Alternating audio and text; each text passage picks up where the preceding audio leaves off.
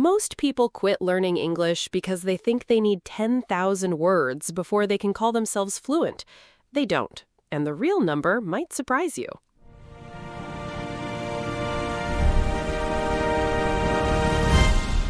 Okay, so I have to tell you something that happened to me yesterday, and it's going to make you feel a lot better about your French. Oh no, what happened? I was in a Spanish conversation group, right? The one I joined last month. And there was this guy there, a native speaker from Argentina. And after 20 minutes of talking to him, I asked him, just out of curiosity, how many words do you think I actually used tonight? And what did he say? He guessed 800, maybe 1,000. That's it? That's it. And I felt so good about my Spanish that whole conversation. We talked about his job, my job, a trip he took to Patagonia, a show we both watch. It felt completely natural. Wait, so you had a real, full conversation, the kind where you're laughing and following jokes and telling stories with like 1,000 words? Less than 1,000 probably. And here's the thing that got me thinking. I used to believe, genuinely believe, that I needed 10,000 words before I could call myself fluent in Spanish. I had this number stuck in my head from some app I used years ago. I had the same number in my head for French, 10,000. It felt like this mountain I had to climb before I was allowed to feel confident. Right. And that number is just wrong. Or at least it's wrong for what most people actually need. So that's what we're talking about today. You don't need 10,000 words to be fluent. And we're going to explain exactly why, what the real number looks like, and how you can build real, usable fluency without trying to memorize a dictionary. Okay, so let's go back to your story for a second because I think it's a perfect way to start this.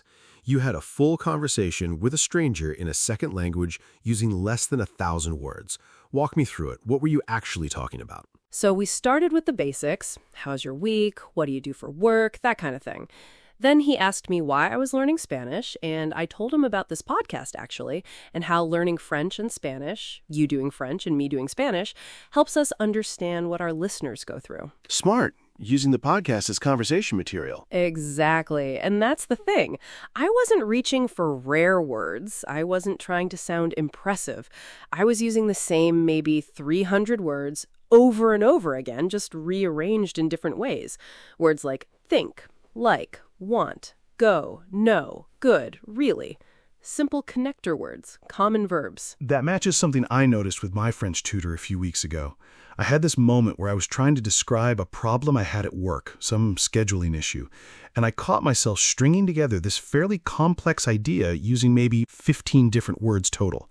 I think, but, because, before, after, need, want, basic stuff. And she stopped me and said, "Your French is getting really natural."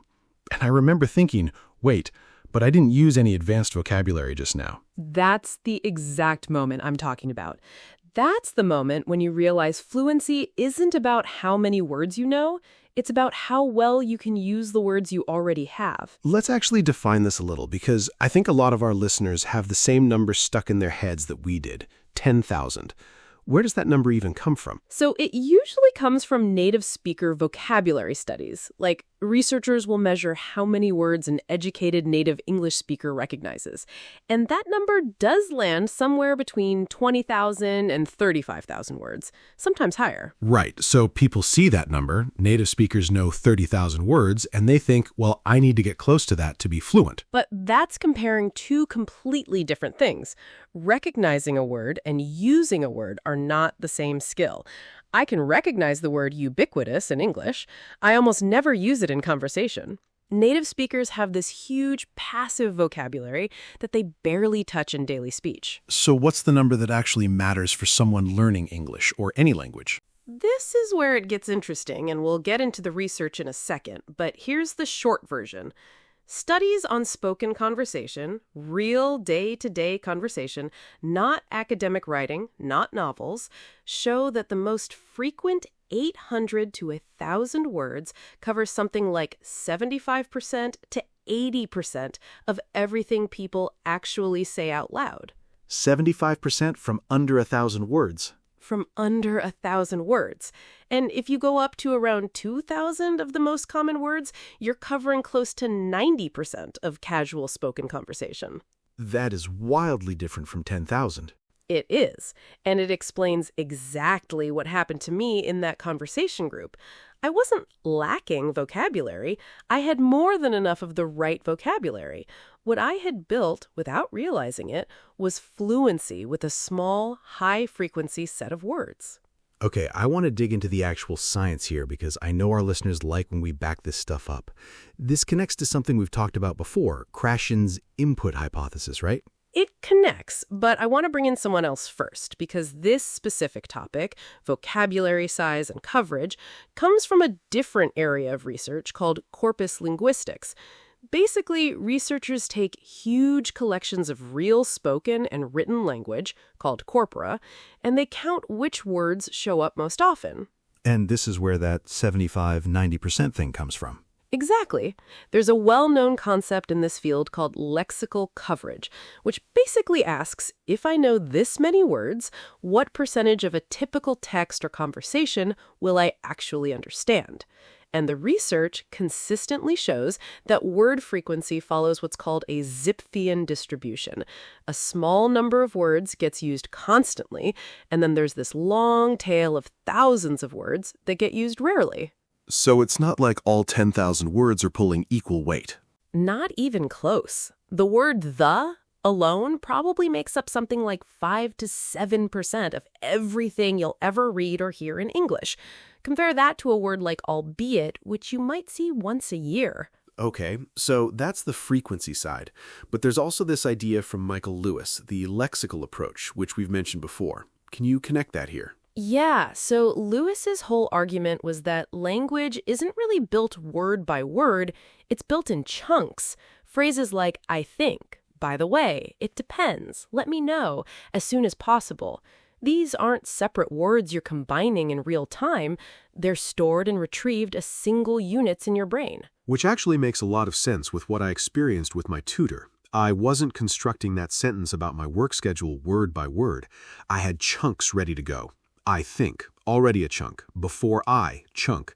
I was basically snapping together pre-built pieces. Right, and that's incredibly efficient because it means a relatively small set of words, when combined into a few hundred common chunks, can produce an almost unlimited number of sentences. This is also where Baddeley's working memory research becomes relevant, isn't it?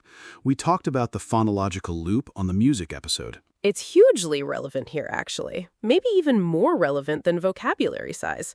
Baddeley's research on working memory shows that your brain can only hold a handful of new pieces of information active at once, somewhere around 4, give or take, when you're processing language in real time. So if you're in a conversation and you're constantly reaching for rare, low-frequency words you barely know, you're putting enormous strain on that limited working memory. Exactly. You're spending your mental processing power searching for the word instead of communicating the idea.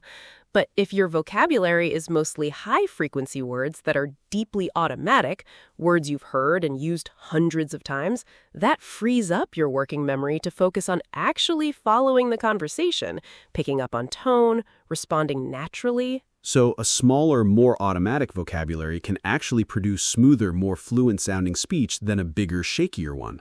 That's the whole point.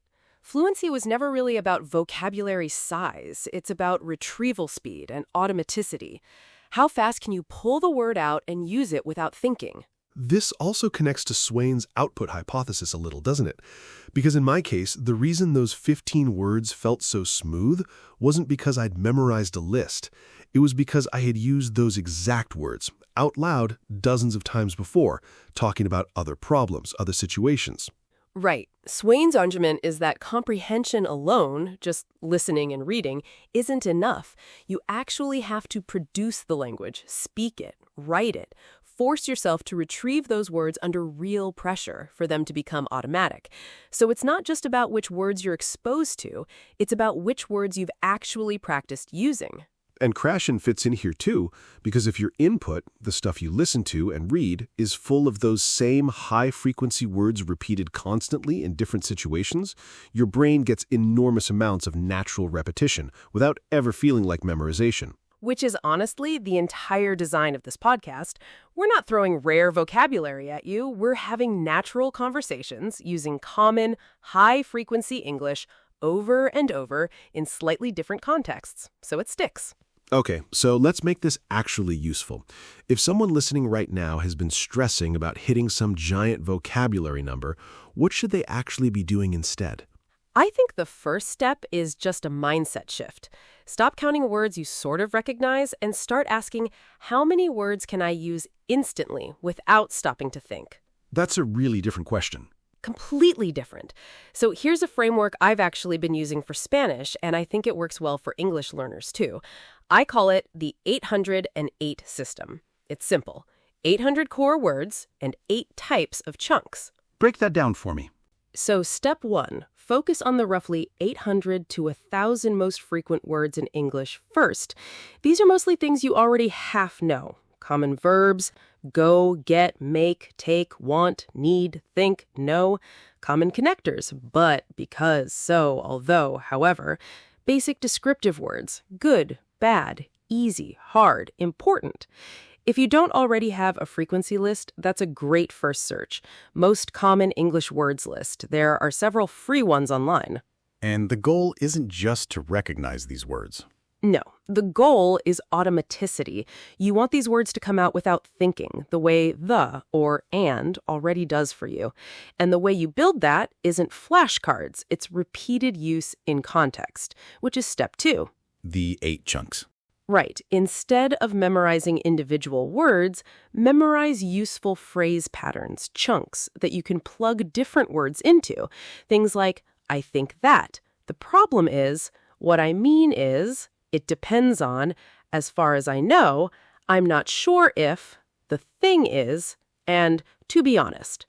8 solid chunks like that will carry you through an enormous amount of conversation because you can attach almost any topic to them.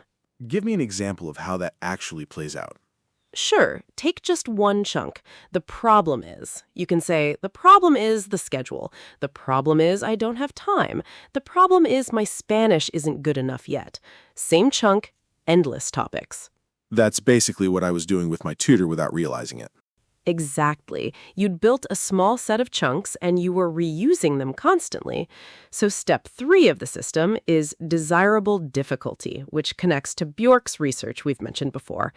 Don't just review your core words and chunks in the same easy way every time. Space your practice out, mix up the order, quiz yourself instead of just rereading a list. It feels harder in the moment, but that struggle is exactly what makes the memory stick long term. And step 4, I'm guessing, is actually speaking. Has to be.